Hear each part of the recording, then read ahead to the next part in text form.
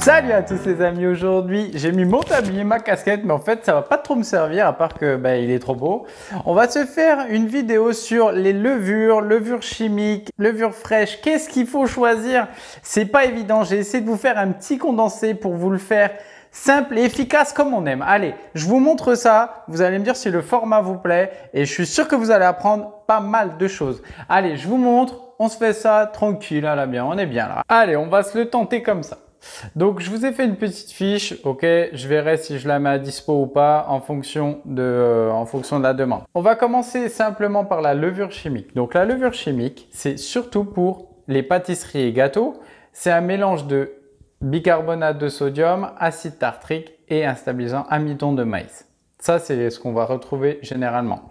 Ça, cette tête-là, ok, et c'est de la poudre. En goût, c'est pas très bon. Et son principe, ça va être la libération de gaz carbonique en présence d'eau sous l'effet de la chaleur. Donc, quand on met au four, une fois qu'on a fait notre gâteau, ça va exploser pour faire simple. Ok, donc il n'y a pas de travail de fermentation, de levure, etc. Levure chimique, c'est pas pour le pain, pâtisserie, gâteau. Ok, ça, on vient. Ensuite, passons aux choses sérieuses. Au cœur de la boulangerie, j'ai envie de vous dire. La levure, donc on va la retrouver sous plusieurs formes. Déjà, c'est pour la panification. Donc la levure de boulanger, généralement, comme on l'appelle, c'est la souche Saccharomyces cerevisiae, donc c'est un champignon. C'est pour ça que quand on le sent, la levure fraîche, ça sent pas très bon, mais c'est normal. Et principalement développée en levurerie dans des cuves avec de la mélasse de betterave, etc. Le principe, c'est simple. Dans ce champignon unicellulaire, il y a une enzyme, la zymase, qui va consommer les sucres simples. Donc, il y a plein de types de sucres, complexes, très complexes, qui sont, comment dire, transformés par les enzymes. Ça, c'est pour la partie un peu technique, un peu chaud patate.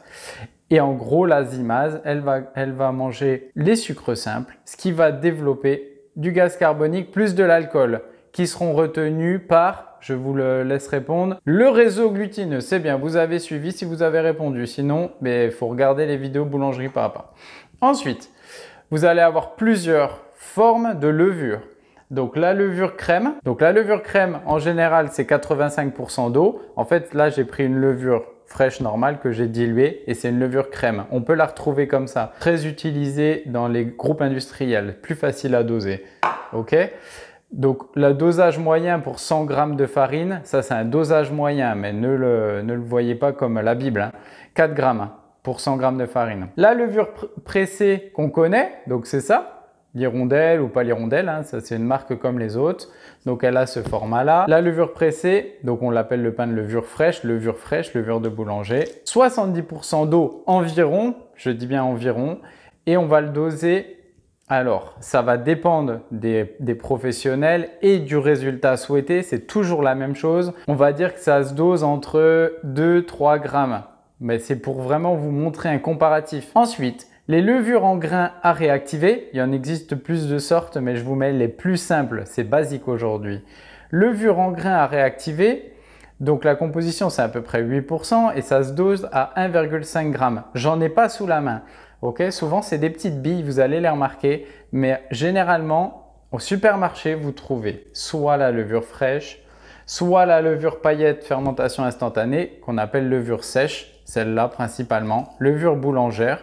Ok, à ne pas confondre, souvent c'est à côté de la levure chimique dans le magasin et d'ailleurs ils nous mettent un genre de cake là, mais en fait on dirait presque une brioche et tout. C'est un peu ambigu leur truc, hein. Moi j'aime pas trop. Et là, bon, le pain qui est sur la photo, il est pas très beau. C'est pas des gars qui suivent boulangerie pas à pas, ça se voit. Levure de boulangerie sèche vivante, voilà.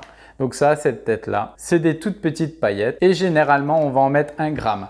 Ce qu'il faut se dire, quand vous savez pas laquelle choisir, etc., c'est la même souche, ok? C'est le même champignon, sauf qu'il y en a un qui a plus ou moins d'eau, très utilisé en Afrique parce qu'il y a souvent des problèmes de froid. Donc là, avec la levure sèche comme ça, on n'a pas de problème de froid, de chaîne du froid, etc. Si je prends 10 g de fraîche, je vais mettre 5 g de sèche. On va dire qu'elle est 2 fois plus puissante pour faire simple. Il y a tout ce qui est écrit, mais il y a ce que moi j'utilise comme technique. Okay, quand je mets 10 g de fraîche, si je ne sais pas, je mets 5 g de sèche. Ça, c'est ma technique. Après, vous allez peut-être avoir marqué sur les sachets différents dosages.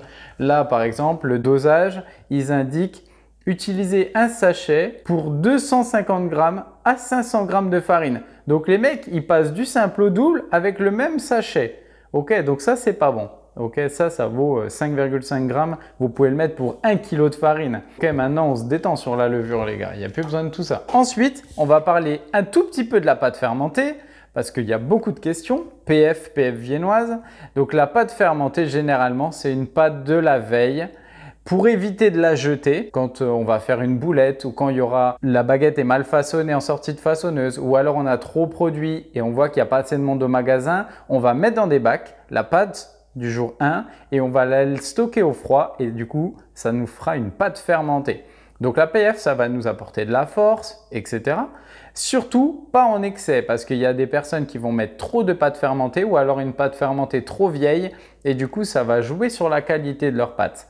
Bref, donc ça, la PF, c'est pas un mythe ou quelque chose. Vous inquiétez pas, si vous n'avez pas de PF, vous en mettez pas. Ça se dose généralement entre 10% et exception, ok, le pain brillet, qui est un pain que vous pouvez retrouver sur la chaîne, que je vais vous mettre le lien juste là.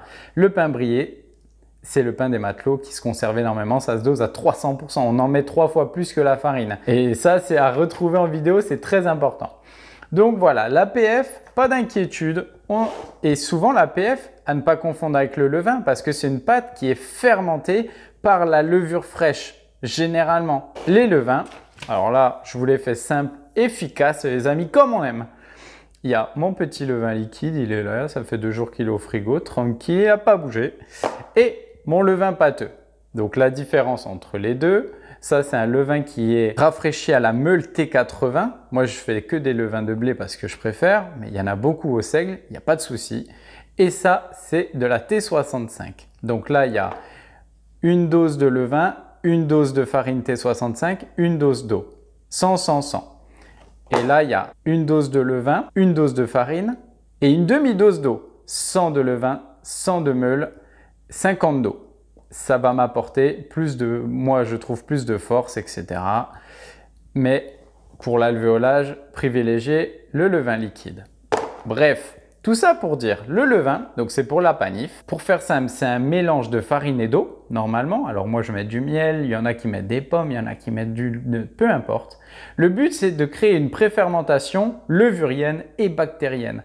Je l'ai mis en bleu, tout ce qui est bactéries, parce que c'est très important. En fonction de la farine utilisée, en fonction de l'eau, en fonction de l'environnement, vous allez développer différents types de bactéries et levures sauvages, les amis. C'est pour ça que le levain est très difficile à maîtriser. Et le levain, vous pouvez le trouver soit en ferme, soit en liquide. Je vous ai montré. Il y aura 2 types de choses qui vont se développer.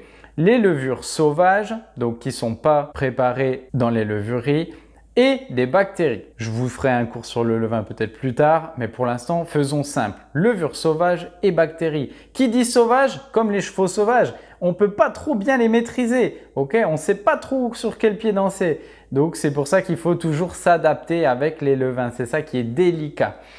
Ça va générer 3 types de fermentation. En gros, pour faire simple, la fermentation lactique, on parle de l'acétique, et aussi de la fermentation alcoolique, ça c'est les levures sauvages. Mais les bactéries vont nous provoquer 2 types de fermentation. La lactique qui va être plus yaourt et l'acétique quand le levain va commencer à vieillir qui va être plus vinaigre. Pour faire simple les amis, ok? Le but c'est de faire simple. La possibilité de dosage, on parle souvent de ça, ça peut être entre 0,2% pour des pains type Respectus Panis avec un très long pointage à température ambiante, à 60%, à 100%. Je connais les gars, il y en a qui envoient du levain sévère, mais on va pouvoir charger en levain. Le but, c'est quoi? C'est d'ajuster en fonction du résultat souhaité. Peu importe tout ce que vous avez vu dans la vidéo, il faut toujours s'adapter. En fait, je vais décider d'un résultat, je vais remonter la chaîne et je vais créer ma recette. Ok? Ne partez pas en vous disant, si je veux un pain doux par exemple, doux, délicat en bouche, je vais prendre un petit levain liquide tranquillement rafraîchi à la T65. Si je veux quelque chose d'un peu plus brutasse, je vais prendre un levain de seigle T170 qui envoie du steak. Voilà. En gros, c'est pour faire simple. Donc, les amis. J'espère que cette vidéo vous a plu en tout cas. Laissez bien un petit commentaire en bas de la vidéo, savoir si vous avez liké ou pas. Parce que peut-être je vais en organiser un peu plus des comme ça, des vidéos, pour vous faire rentrer au cœur du produit dans la simplicité. Merci les amis. Surtout, n'oubliez pas de vous abonner et de partager autour de vous. Allez, ciao ciao sur Boulangerie Papa.